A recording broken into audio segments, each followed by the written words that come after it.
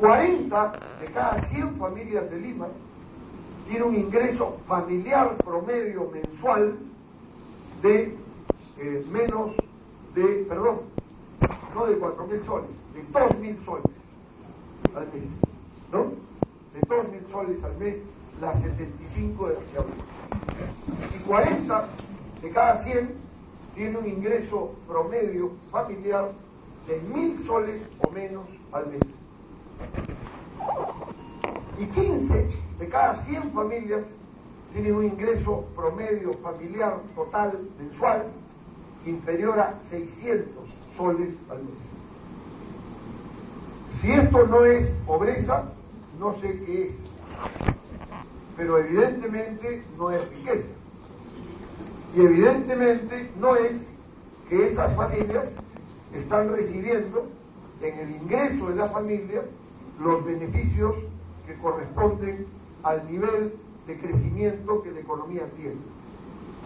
Y si a esto sumamos el hecho concreto de que el Perú es el penúltimo de los países en las investigaciones PISA en materia de calidad educativa, y superamos solamente a Haití, y si constatamos que en América Latina al único país que superamos en comprensión lectora es a Panamá, y estamos debajo de Panamá en habilidades científicas de nuestros estudiantes, y volvemos a superar a Panamá en el penúltimo puesto en habilidades matemáticas, es obvio de que no tenemos la mejor de las educaciones de América Latina, y que el sistema educativo no refleja un país que crece, un país que tiene recursos y un país que invierte en un elemento que es fundamental para la gente, la educación. Si a esto le sumamos el que los gastos en educación del Perú son menos de la mitad de lo que es el promedio latinoamericano de gastos en educación, el promedio latinoamericano está en alrededor de 7% del Producto Bruto Interno, y el Perú ha gastado el año pasado 2.9% del Producto Bruto Interno en educación.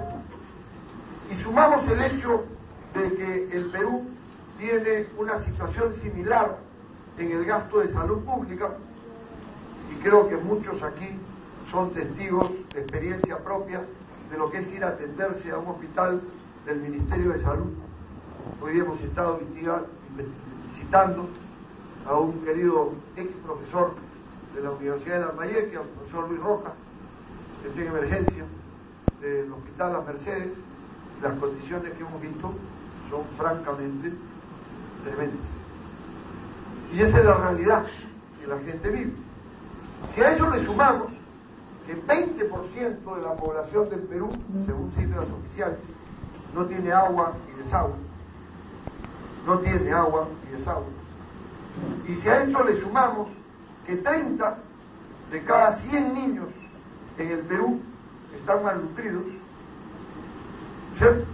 Y tienen entre su primera edad de 0 a 3 años malnutrición o desnutrición que produce un impacto sobre su desarrollo neurológico, sobre su motricidad gruesa, lo que luego va a afectar su motricidad fina, ¿no es cierto?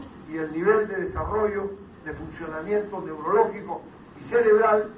Es evidente que el Perú encara una situación que está muy lejos de atender los derechos básicos de la población, a pesar del enorme crecimiento económico que se está encarando en el país.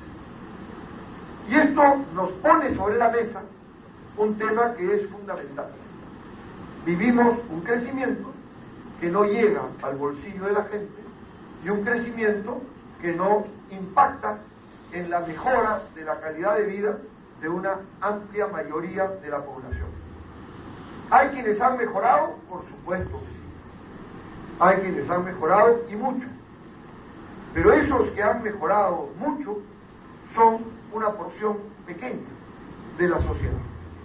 Son una porción pequeña de la sociedad y son también una porción muy pequeña de las empresas del país. Porque, como explicaba hoy al mediodía en la universidad, la realidad es que el Perú vive un proceso de crecimiento económico que tiene algunas características que son fundamentales. En primer lugar, el crecimiento económico se apoya en una economía primaria de exportación. Para señalarlo de otra manera, somos un país que produce y vende materias primas al extranjero. Un país que no transforma, que no elabora sus materias primas, un país que no industrializa sus materias primas, sino que las vende en bruto, en general, al extranjero. Y eso hace una economía muy dependiente del mercado internacional y permite que el crecimiento conviva con un mercado interno famélico, con un mercado interno débil, con un mercado interno sin capacidad de compra, con un mercado interno que no tiene dinamismo en su desarrollo, porque el nivel de ingresos de la gente no le permite comprar. Y si uno trabaja y produce en una sociedad que no tiene capacidad de comprar, el crecimiento de la actividad económica mirando al mercado interno es un crecimiento pequeño, minúsculo, y el grueso de las empresas que se forman en el Perú, de las micro y pequeñas empresas, el grueso, la mayoría absoluta, quiebra en su primer año o en su segundo año, porque no logra sobrevivir con la capacidad de compra y las características que tiene el mercado, por otras razones, además de esta también, como el costo del crédito, que trataremos más adelante. Pero, aparte de ser un país primario exportador, el crecimiento económico en el Perú está vinculado también a esta actividad que casi no genera empleo. El total de trabajadores mineros en planilla en el Perú, 120.000. 120.000 en un país de 29 millones de habitantes. 120.000. Y la minería representa más del 50% de las exportaciones del país. ¿Qué ocurre? La minería es una actividad que no genera empleo. Utiliza maquinaria de alta sofisticación, enormes camiones, ¿no es cierto? Enormes maquinarias, altamente tecnificadas, que tampoco generan industria en el Perú, porque en el Perú no se producen ni los pernos de las llantas de esos camiones, menos aún las llantas, los aros, los motores y el equipamiento. Y todo el equipo es traído del extranjero, liberado de impuestos. La minería en el Perú genera mucho empleo en el extranjero. Mucho empleo. Es una actividad que produce empleo a muchas industrias en el extranjero. La minería en el Perú utiliza también una tecnología y un desarrollo científico que no se genera en el Perú, que no se produce en universidades y en centros de investigación del Perú. Es tecnología importada.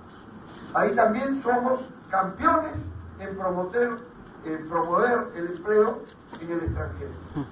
Somos campeones en darle empleo a los suecos, a los finlandeses, a los norteamericanos, a los ingleses, que desarrollan la tecnología y producen la industrialización de su país, pero aquí nosotros producimos cobre y compramos del extranjero alambrón de cobre.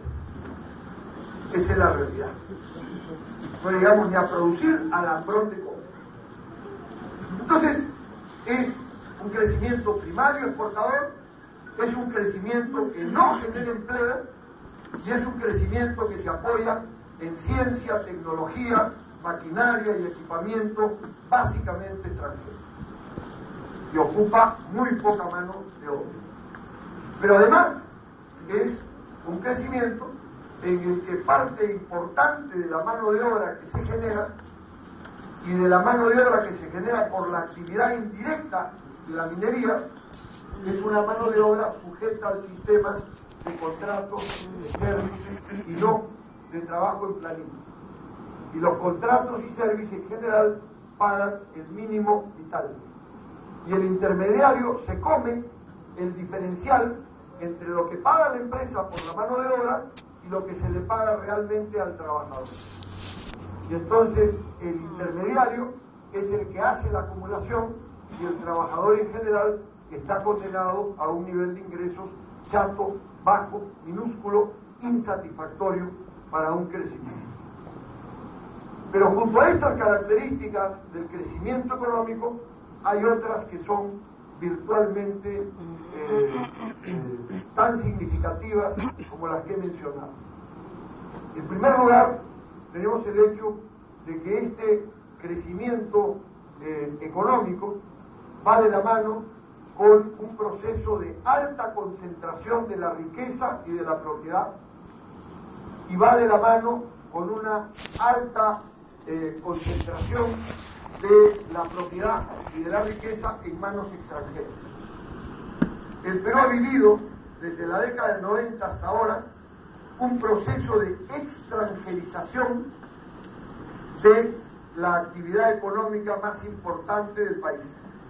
Los principales rubros de la economía están fundamentalmente en manos de empresas que cumplen dos características. Son mayoritariamente extranjeras y son además grandes empresas que controlan íntegramente el mercado, monopolios o oligopolios.